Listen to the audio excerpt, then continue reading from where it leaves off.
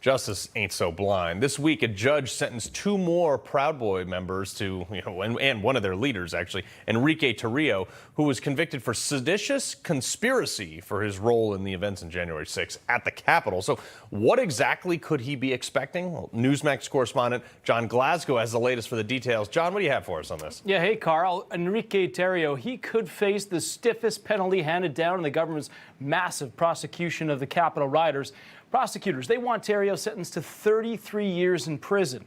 But defense lawyers argue that these sentences that are being doled out are overreaching for the crimes rioters actually committed.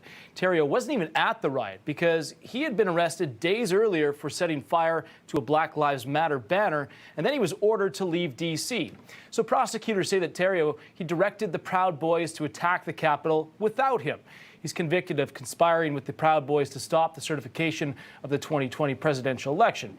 Now, another Proud Boy, Zachary Zureel, he was given 15 years in prison after he was convicted of leading an inflamed mob towards the Capitol. That's half of what the prosecution was initially asking for. Dominic Pizzola, he was also sentenced last week to 10 years. Pizzola smashed a window at the Capitol with a riot shield and attacked a member of the law enforcement as well.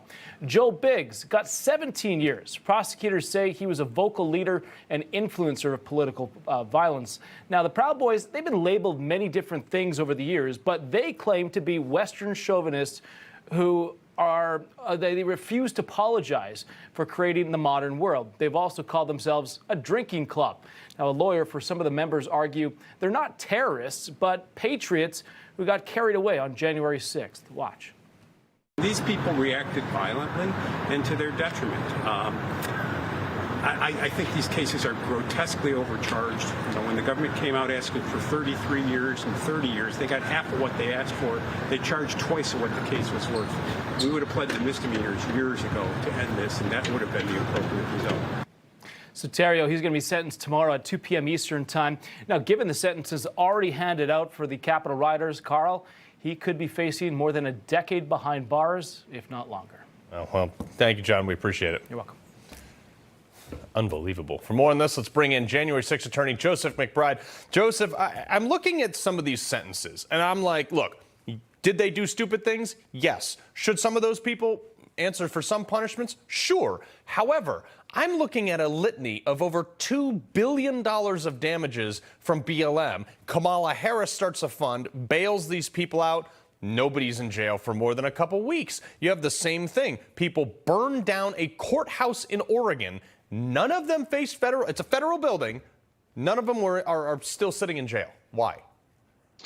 Well, Carl, it's always good for you to have me on. Thank you very much. And look, we're at this again. This is a gross miscarriage of justice. When you look at the fact that people are being sentenced to upwards of 20 years, 17 years, 18 years for pulling on a fence, for showing up for political purposes, sure, it got out of hand. But if you look at it, comparing apples to apples, the BLM and Antifa side, the damage that they created, and the January 6th protesters, the damage that they created, you can't compare the two. They're really apples and oranges because the BLM riots were so much more destructive to life and property and police officers. And when you also look at what the January 6th protesters are being accused of being highly organized, of being thought out and well-planned months in advance. That is a farce. That is a misnomer. It is untrue when it comes to January 6ers, but it is very true when it comes to the left. The left is organized, it is funded, it is militant, it shows up, it does damage, and it does not get hit over the head with these, what could be lifelong sentences for some of these people who are middle-aged men. Yeah, well, Joseph, the other problem, too, is like you're looking at some of these things in the guy who was originally charged, who wasn't even there during the Capitol. He was orchestrating it. I mean, yes, the guy lit some fire or something, which was really stupid and illegal, and he should face a criminal charge over it. But there was a D.C. man accused of trying to burn down a police station, and he pled guilty to just a reduced charge about a gun. I mean, out in a year or two. It's not right. It's what is happening here. It is the criminalization of one party's set of beliefs. Yep. The Department of Justice has been politicized to a very disconcerting degree. And if you are a member of the right, if you're a supporter of President Trump or any of the right-leaning candidate, they're going to crack down on you and your family members if you dare to speak out. But I will say this: there is a little bit of light at the end of the tunnel. We just got a very good ruling in Ryan Nichols' case the other day, where the judge compelled the United States government to produce all the documentary evidence that was turned over to Tucker Carlson's team. The judge said, you cannot escape your duties, U.S. government, by putting your head in the sand and pretending that this does not exist. Turn it over or face the music at the end of the day. Well, that's interesting, too. And I'm sure you recall, and you've probably used it in some of your defenses of this, an Interior Department protests gone awry. It's a bunch of environmental climate crazies. They went in there. They caused a bunch of damage. They harassed guards. They basically invaded the same thing. By definition, still to this point, nobody has actually been charged with insurrection or convicted of insurrection. So at the same time, isn't that the same gravitas of crime there? But nobody's been locked up in jail for years in solitary confinement, have they? No, Carl, look, this is what good men like you defended this country for, right? You have people who show up at our nation's capital for the purpose of participating in political protest, which is protected under the First Amendment of the United States Constitution. But it is clear, if you are a Republican, if you are a conservative, if you are a libertarian, those rights no longer apply to you. It is a gross miscarriage of justice. It is a two-tier justice system. We need to vote these people out. Republicans, members of the right, stop grumbling amongst yourselves and unite, because the left is united. And if we don't unite now, we have no chance of changing anything. Well, we've seen, too, like Judge Chutkan, who's now presiding over the Trump case, has ultimately said to some of these January 6th defendants, like, the real leader, Donald Trump, should be in jail. I mean, and she's presiding over the case. Is there any mechanism for these cases to be appealed or moved out of the D.C. jurisdiction so you can actually get, I don't know, a jury of your real peers? Are there mechanisms? Yes.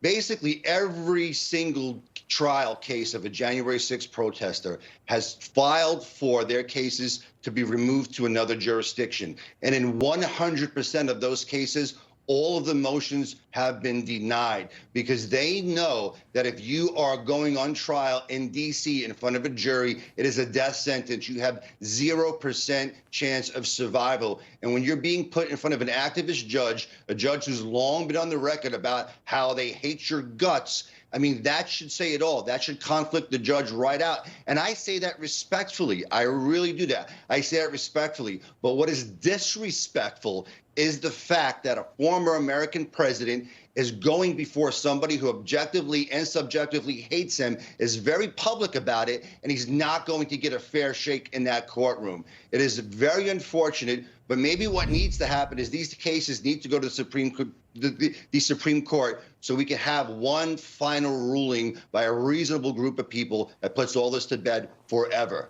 Yeah, well, I mean, so at this point, and a lot of people have been sentenced, a lot of people have been held without trial. I'm also looking, and I got about 30 seconds left, how do they justify legally holding some of these people without trial in solitary confinement in subpar conditions? There is no justification legally for it. What they do is they talk about fear. We were there that day. This is the worst thing that's ever happened to democracy. You have a bunch of people sitting in the courtroom who've never experienced any real hardship in their life. People dared to speak up to them, and now they want to put them away forever. This is about a bunch of spoiled people putting a bunch of poor people and people who they disagree with politically away forever because they can't stomach being in the same room with them. Well, Joseph McBride, we appreciate you fighting the good fight, sir. Thank you, Carl. All right.